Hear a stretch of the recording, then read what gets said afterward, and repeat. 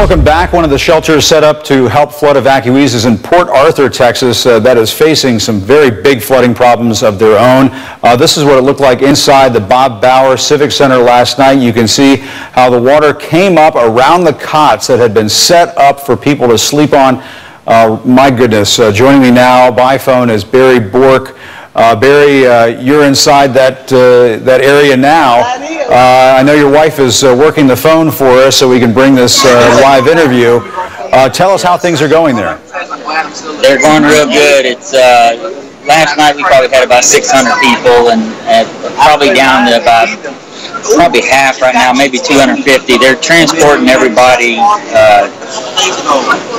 to higher ground to the old Woodrow Wilson middle school. So it's probably about 10 miles down the road, but we'll be safer down there. It's about 2 feet deep right here. And Barry, what was that like when the water was coming in? That must have been pretty scary for everybody when the water was actually coming around the cots. Very scary, but I tell you what, Jim, everybody worked here as a team. We got all of the water on high ground. On tables. We pulled out these bleachers that we're sitting on right now. I'm gonna take the phone away from my wife.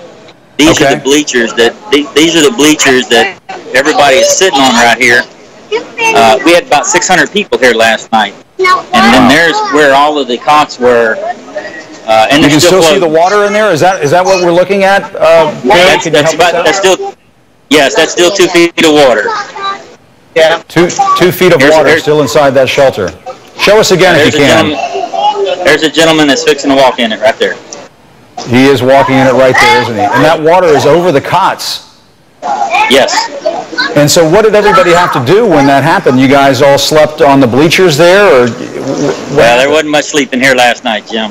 I can imagine. I can imagine. And are you getting food in there, blankets? No food. No food.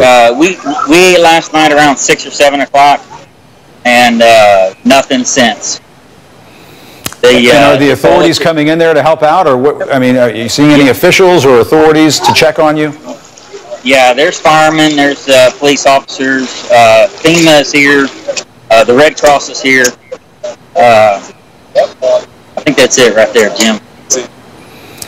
And have you talked to other folks there? How are they doing? I suppose everybody's sort of in the same situation. Their homes have been damaged and they've had to flee. I hope no loss of life or anything. Have you run across any stories, anything of that nature? Not around here, Jim, but we've been in here since yesterday at 7. We actually left the house yesterday, probably about 2 miles down the road, about 3 o'clock yesterday afternoon. We were out here at 7 o'clock.